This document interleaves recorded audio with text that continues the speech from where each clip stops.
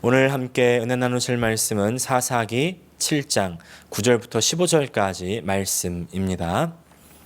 그 밤에 여호와께서 기드온에게 이르시되 일어나 진영으로 내려가라. 내가 그것을 내 손에 넘겨 주었느니라. 만일 내가 내려가기를 두려워하거든 내 부하 브라와 함께 그 진영으로 내려가서 그들이 하는 말을 들으라.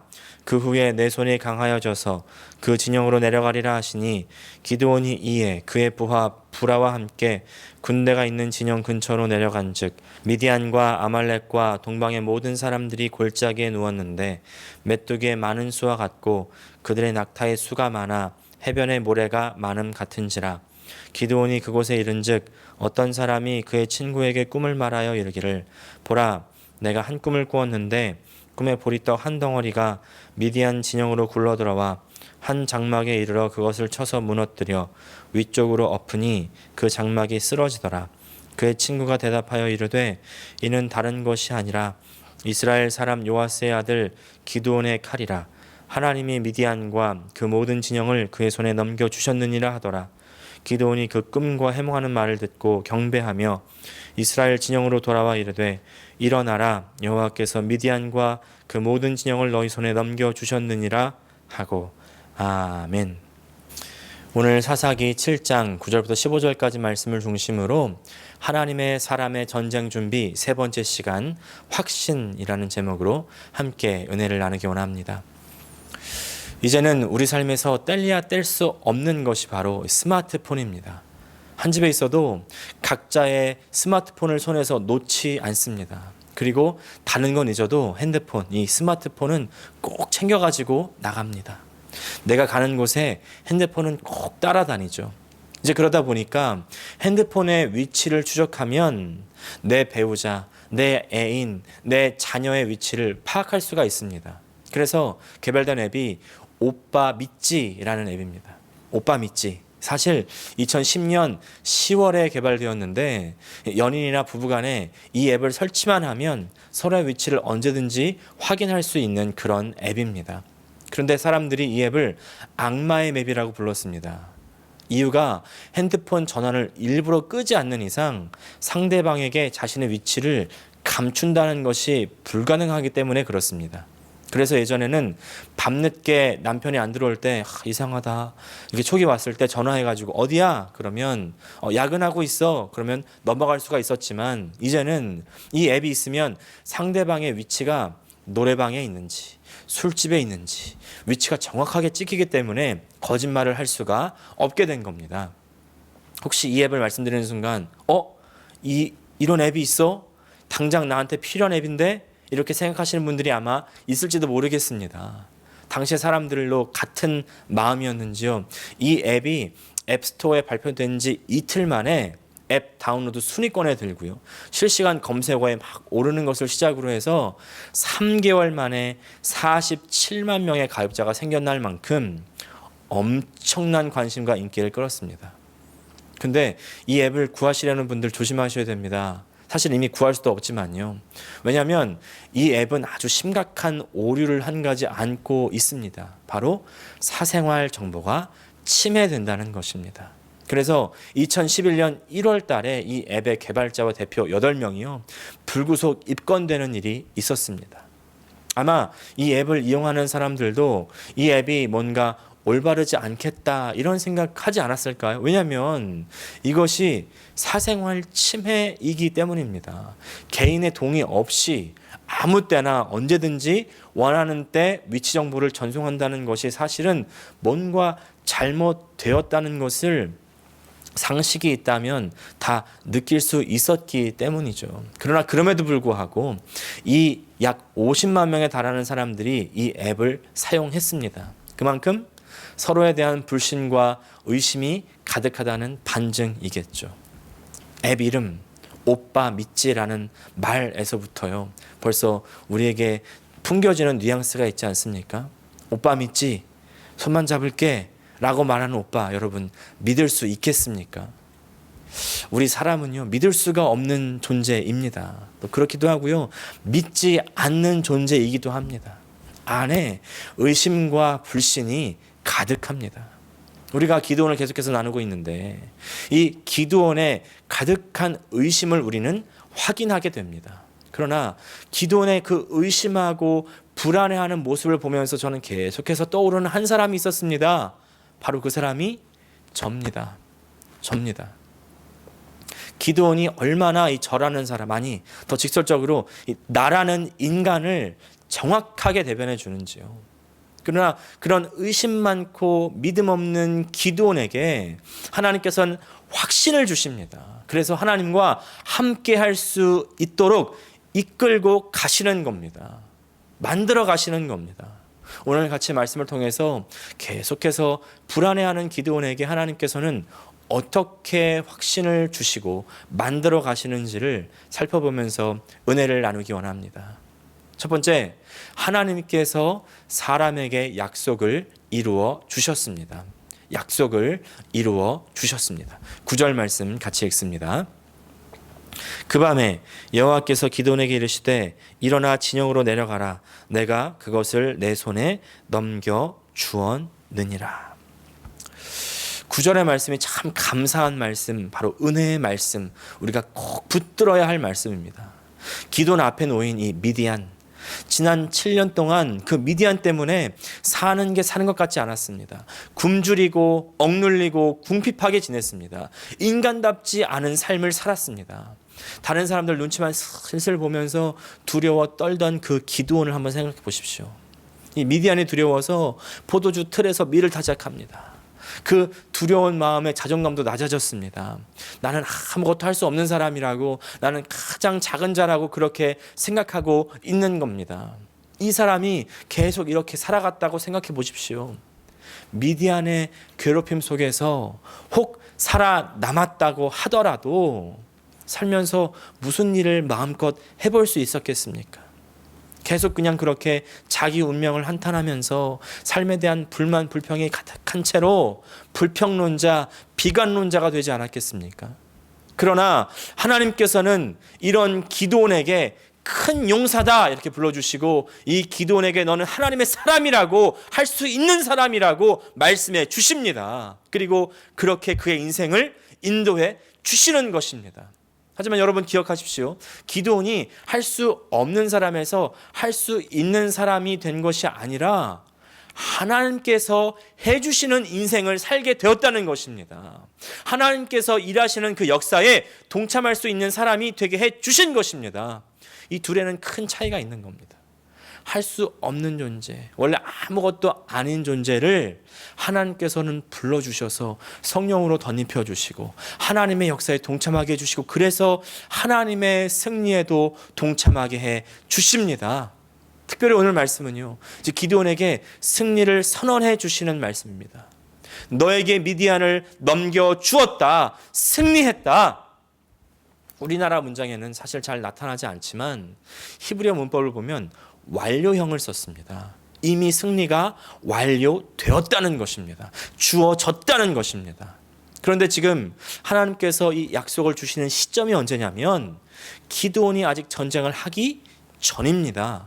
전쟁은 아직 하지 않았지만, 그러나 하나님의 관점에서 기드온은 이미 승리한 것입니다. 왜냐하면 하나님께서 싸우시는 전쟁이기 때문입니다. 하나님의 전쟁이기 때문입니다. 여러분, 우리의 신앙의 전쟁은 이미 승리했습니다. 믿음으로 받아들이십시오. 할렐루야. 그런데 여기서 한 가지 조심해야 될 부분이 있습니다. 지금 하나님께서 주시는 이 미디안과의 전쟁에서 승리의 약속은요, 우리 신앙생활의 전쟁에 적용하셔야 되는데, 이것을 신앙으로 적용하지 않고 내 이웃과의 다툼과 분쟁으로 잘못 적용하는 경우들이 있습니다. 예를 들어서 저 이웃집 김씨가 나를 열받게 하고 자꾸 성질을 건드리네. 오늘 말씀을 보니까 미디안과의 전쟁에서 이미 승리하게 해주셨다고 약속해 주시는구나. 할렐루야. 저 김씨와의 분쟁에서 하나님께서 나에게 승리를 주시겠구나. 이러면 이제 큰일 나는 겁니다. 이렇게 적용할 수 있는 특수한 경우가 있을 수도 있겠지만 사실은 거의 없다고 봐도 무방합니다. 이렇게 적용하시면 안 됩니다. 모든 성경의 사실들은 우선 나의 영적 생활에 적용하셔야 됩니다. 내 내면에 적용하셔야 됩니다. 내 안의 욕심과 내 안의 정욕과의 전쟁, 내 이기심과의 전쟁, 내 안의 사탄의 미혹과의 전쟁, 그 전쟁에서 하나님께서는 승리해 주셨습니다. 그리고 우리에게 그 승리를 주셨습니다. 지난주 표현으로 우리가 하나님의 승리의 숟가락을 얹을 수 있도록 해 주신 것입니다. 개인적으로 이렇게 적용하셔야 됩니다. 그리고 상대방과의 관계에 있어서는 예수님께서는 이렇게 말씀하십니다. 너는 십자가를 지고 나를 따르라. 십자가를 져라. 십자가는 패배의 상징이고 죽음의 상징인데, 근데 그 패배와 죽음을 통해서 예수님께서는 참된 승리, 영적인 승리의 반전을 이루어내시는 것입니다. 기드온이 모인 그 3만 2천 명, 그 3만 2천 명에서 300명으로 줄어들었지만, 그러나 다음 주에 함께 보겠지만 그 300명으로 완벽한 승리를 거두는 것 같이 그런 반전을 이루어내신다는 겁니다. 가장 중요한 사실은요, 이미 하나님께서는 승리를 주셨다는 사실입니다. 그 약속을 우리에게 허락하셨습니다. 우리의 지금의 삶이 비록 남루하고 비루하고 실패로 가득하게 보인다 할지라도 우리의 영적인 삶은 이미 주 안에서 승리요 성공입니다. 왜냐하면 하나님께서 그렇게 약속해 주셨기 때문입니다. 그러므로 이제 그리스도 예수 안에 있는 자에게는 결코 정죄함이 없나니, 이는 그리스도 예수 안에 있는 생명의 성령의 법이 죄와 사망의 법에서 너를 해방하였음이라. 할렐루야. 생명의 성령의 법이 우리를 해방하셨습니다. 여러분 믿어지십니까? 받아들여지십니까? 이 선포도요 과거형이죠. 이미 이루어진 사실입니다. 그리고 로마서에서 이렇게 선포하는 정말 감격스러운 이 바울의 선포는 너무나 놀라운 선포입니다. 어떤 분들은 바울은요 사도 중에 사도고 신약 성경을 절반 이상이나 쓴 그런 사람인데, 그런 사람이 이런 고백 당연히 할 수 있지 않겠습니까? 당연하지 않겠습니까? 라고 생각하시면 안 됩니다. 우리 신앙생활 중에 정말 가장 큰 착오 중에 하나는 당연하게 여기는 겁니다. 여러분, 로마서 7장을 보면요 전혀 그렇지 않다는 것을 알 수가 있습니다. 로마서 7장은 세상을 다 잃은 것 같은 정말 실패와 좌절로 가득한 그런 고백을 바울은 하고 있기 때문입니다. 내 속에 선한 것이 아무것도 없다. 내 속에 죄가 많다. 죄가 나를 사로잡았다. 나는 곤고한 사람이다. 피곤하다. 힘들다. 괴롭다. 그것이 바울의 고백이었습니다. 여러분, 이것이 바울의 고백이었지만 동시에 우리의 고백 아닙니까? 그러나 여러분, 하나님의 사람은요 여기서 그치지 않습니다. 멈추지 않습니다. 하나님을 바라보는 것입니다. 그래서 이렇게 힘들고 어렵지만, 그러나 이제 그리스도 예수 안에 있는 자에게는 정죄함이 없다. 성령의 생명의 법이 죄와 사망의 법에서 나를 해방하셨다. 할렐루야. 여러분, 하나님께서는 이미 약속을 이루어 주셨습니다. 우리가 해야 되는 일은 다시 하나님께 나가는 것입니다. 믿음으로 하나님과 다시 연결되는 것입니다. 그러나 하나님과 연결되지 못할 때, 하나님과 함께하지 못할 때 우리는 계속 불신과 의심과 두려움 속에 빠져들죠. 하지만 그럴 때에도 하나님께서는 우리를 따뜻하게 다독이고 부드럽게 친절하게 인도해 주십니다. 그래서 두 번째 포인트는요, 하나님께서는 두려움에 빠져있는 우리를 다독이시면서 이끌고 가신다는 것입니다. 하나님은 다독이면서 이끌고 가십니다. 하나님께서 기도원에게 너에게 이미 승리를 주었다 이렇게 약속해 주셨지만, 그러나 기도는 아직 그 말씀이 와닿지 않았던 것 같아요. 현실주의자였던 이 기도원, 현실의 상황이 아직 크게 와닿습니다. 아무래도 내가 갖고 있는 300명과 지금 저 산 중턱에 있는 저 13만 5천 명을 비교할 수밖에 없지 않았겠습니까? 근데 이때 10절 말씀입니다. 만일 내가 내려가기를 두려워하거든 내 부하 브라와 함께 그 진영으로 내려가서. 네가 내려가기를 두려워하거든. 하나님께서 먼저 기드온의 마음을 헤아려 주십니다. 저는 이 부분이 참 위안이 됩니다. 하나님께서는 위대한 전능자시지만 그러나 동시에 우리를 잘 알고 계십니다. 우리를 정말 꿰뚫고 계십니다. 하나님께서는요, 맥락 없이 강제로 억압적으로 우리를 끌고 가시지 않습니다. 그럴 힘이 있으시지만 전혀 그 힘을 우리를 억압하고 압제하는 데 쓰지 않으시고 오히려 그 힘으로 우리를 사랑하시고 희생하시는 모습을 보여주심으로 말미암아 부드럽게 우리를 인도하시고 설득해 가시는 것입니다. 예수님의 십자가를 묵상해 보십시오. 모든 것을 할 수 있는 전능자가 우리를 살리기 위해서 기꺼이 십자가를 지고 죽는 그 모습을 볼 때마다 우리는 감동 아닙니까? 사랑을 보게 됩니다. 은혜를 보게 됩니다. 그래서 이렇게 찬양하죠. 십자가 십자가 내가 처음 볼 때에 나의 마음의 큰 고통 사라져 오늘 믿고서 내 눈 밝았네 참 내 기쁨 영원하도다. 할렐루야. 그래서 히브리 기자도 이렇게 기록합니다. 히브리서 4장 15절과 16절 말씀, 우리의 대제사장은 우리의 연약함을 동정하지 못하시는 분이 아닙니다. 그는 모든 점에서 우리와 마찬가지로 시험을 받으셨지만 죄는 없으십니다. 그러므로 우리는 담대하게 은혜의 보좌로 나아갑시다. 그리하여 우리가 자비를 받고 은혜를 입어서 제때에 주시는 도움을 받도록 합시다. 하나님께서는 그 따스한 품으로 안으시고 인도해 주십니다. 여러분 기억하십시오. 우악스럽게 억지로 강제적으로 이끌고 가시는 분이 아니십니다. 사실 강제로 우악스럽게 했으면 빨리 할 수 있었을 텐데 우리를 부드럽게 설득하시느라고 시간이 많이 걸리지 않습니까? 심지어 우리의 평생에 걸리는 일도 있지 않습니까?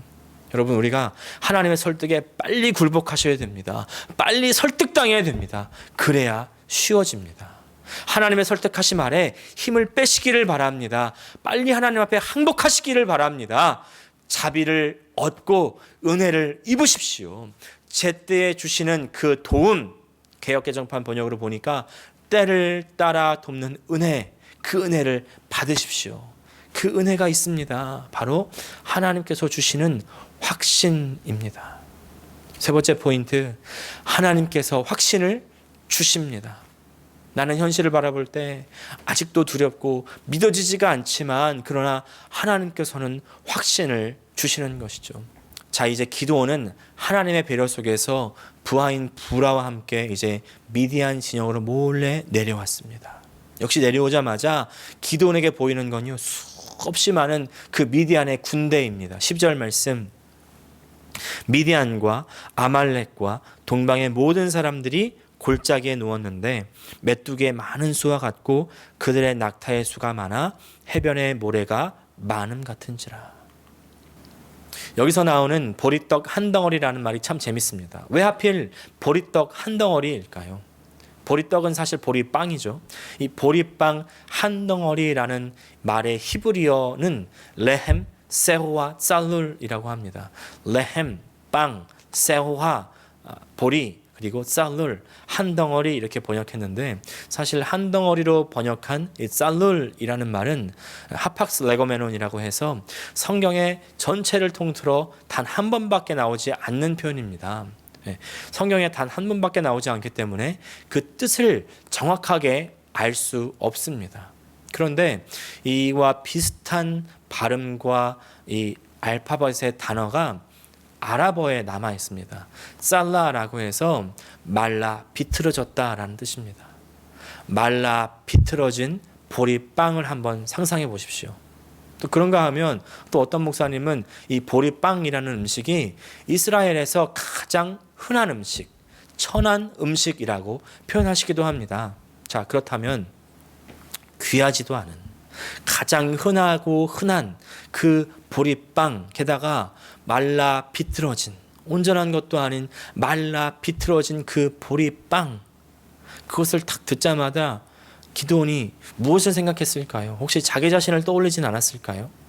근데 그 말라 비틀어진 그런 보리빵이 굴러 내려와서 미디안의 천막을 무너뜨렸다. 이 꿈을 듣자마자 기드온이 어떤 생각을 했을까요? 근데 정말 여기서 더 대박인 것은요, 기드온이 그 꿈을 해석한 것이 아니라는 사실입니다. 미디안 병사들이 이 꿈을 스스로 해석하고 있습니다. 14절 말씀, 그의 친구가 대답하여 이르되 이는 다른 것이 아니라 이스라엘 사람 요아스의 아들 기드온의 칼이라. 하나님이 미디안과 그 모든 진영을 그의 손에 넘겨 주셨느니라 하더라. 실제로 미디안 병사들이 자신의 패배를 직감했을지 아니면 절대 미디안은 패배할 수 없다고 생각하는 그 확신 속에서 나오는 그런 비아냥이었을지 그건 잘 모르겠지만, 확실한 것은요, 하나님께서 주셨던 특별한 계시의 역사라는 것이죠. 미디안 병사가 이 기드온의 할 일을 알게 되었다. 이것은요, 하나님께서 주신 예언적인 계시였습니다. 그리고 이 예언적인 계시는 그대로 맞아 떨어졌죠. 기도는요, 이것으로 말미암아 하나님의 말씀을 확신하게 됐고 하나님께서 함께 하심을 확신하게 되는 것입니다. 우리는 여기서 하나님께서 주시는 그 확신의 방법을 확인하게 됩니다. 첫 번째, 하나님 말씀입니다. 하나님께서는 하나님 말씀을 통해서 우리에게 확신을 주십니다. 기드온에게 직접 말씀을 주시기도 하셨지만 하나님께서는 우리에게 그 자신의 호흡과 감동으로 된 말씀, 이 성경을 통해서 말씀하시고 약속하시고 확신을 주십니다.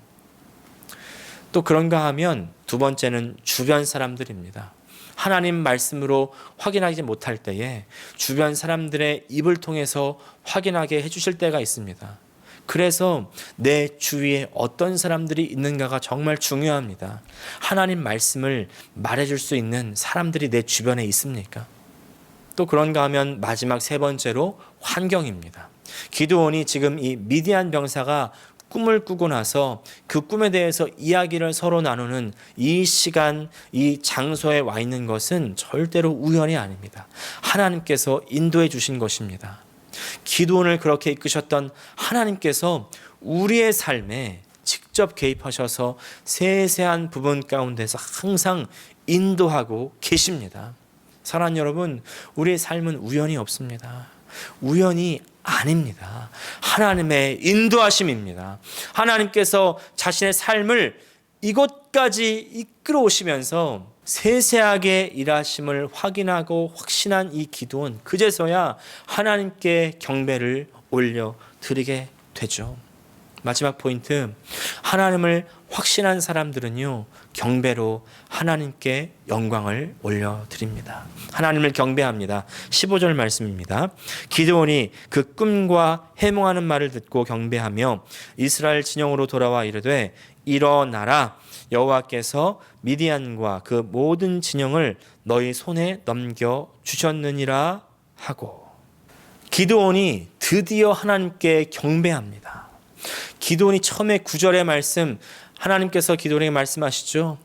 내가 너의 손에 미디안을 넘겨 주었다. 그 약속의 말씀을 듣자마자 경배하고 미디안을 치러 내려왔었다면 얼마나 좋았을까요? 그러나 그랬다면 기드온은 아마 우리에게 큰 공감은 되지 못했을 것입니다.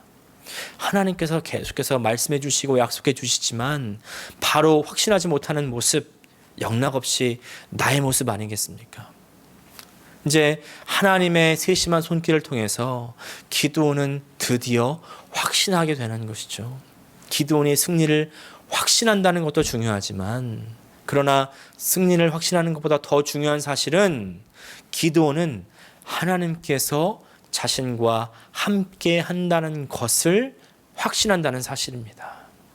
하나님께서 함께 하심이 확인되면 그 뒤에 혹시 패배가 기다리고 있다 할지라도 결국은 승리입니다. 우리의 삶에 하나님께서 함께 하심을 확신하십시오. 그것은 하나님의 약속입니다. 하나님께서 우리의 삶을 세심하게 돌보고 계시다는 것을 깨달으십시오. 그때 우리 입에서 자연히 하나님 감사합니다, 이것이 나오게 됩니다. 이것이 우리가 드릴 경배, 예배입니다. 사랑하는 여러분, 이렇게 하나님을 경배하십시오. 이렇게 예배하십시오.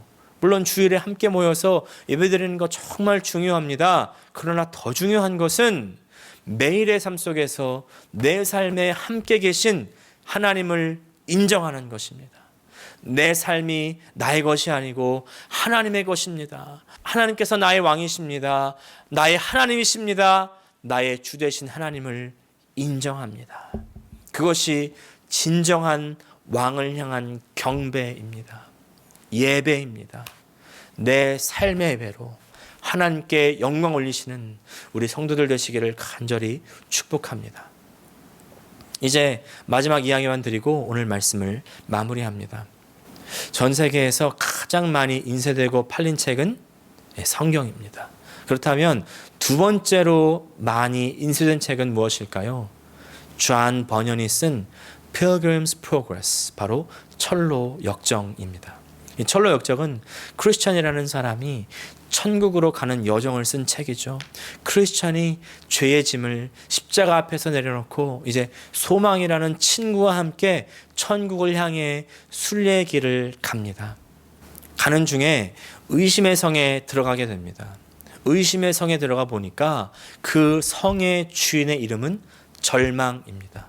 그리고 성주의 아내 이름은 자포자기입니다.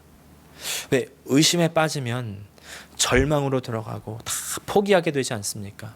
철로 역정은 이 절망을 엄청난 거인으로 묘사하는데 크리스천과 소망을 붙잡아가지고 지하 감옥에 가두고 막 고문을 합니다. 이걸 읽어드리겠습니다.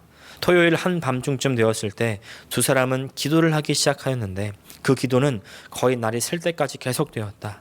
아침이 되기 직전에 착한 크리스천은 반쯤 놀란 표정으로 갑자기 격렬하게 말을 외치기 시작했다. 아이고, 내가 멍청이지. 자유롭게 도망칠 길이 있는데도 그동안 이 악취나는 토굴에 갇혀 있었다니. 내 가슴에 약속이라 불리는 열쇠가 하나 있는데 그 열쇠는 의심의 성에 있는 모든 자물쇠를 열 수 있다고 들었습니다. 소망이 말했다. 그거 참 반가운 소식이군요. 착한 형제여, 그 열쇠를 가슴에서 꺼내 한번 열어봅시다. 이에 크리스천은 가슴에서 열쇠를 꺼내 감옥문을 열기 시작했다. 그가 열쇠를 넣어 돌리자 자물쇠의 고리가 빠지면서 쉽게 문이 열렸다. 우리는 연약해서 쉽게 의심의 늪에 빠지게 되곤 합니다. 그러면 쉽게 절망하고 포기하게 됩니다. 그때 여러분, 낙심하지 말고 기도하십시오. 포기하지 말고 기도하십시오. 기도할 때 우리 하나님께서 우리에게 하나님의 약속을 기억하게 해 주십니다. 하나님의 말씀을 기억나게 해 주십니다. 그 약속은 이미 우리에게 주어졌습니다. 하나님의 말씀을 읽고 듣고 묵상하십시오. 하나님이 함께 하심을 확신하십시오. 그러면 우리 앞에 있는 이 전쟁 반드시 승리입니다. 기도하겠습니다. 하나님, 우리 아버지 감사합니다. 하나님, 우리가 때때로 하나님께서 우리에게 주신 그 말씀을 신뢰하지 못하고 의심하며 절망으로 빠져 들어갈 때가 있습니다. 주님, 그러나 그때 우리를 인도하시고 우리를 정말 세심하게 설득하시는 하나님의 설득하심에 굴복하게 하여 주시고 우리가 다시 하나님 말씀으로 돌아와 그 말씀으로 말미암아 확신하며 그 말씀으로 굳게 서서 하나님과 함께 이 전쟁 가운데 승리하는 우리 모든 주의 백성들 되게 하여 주시옵소서. 예수님의 이름으로 기도합니다. 아멘.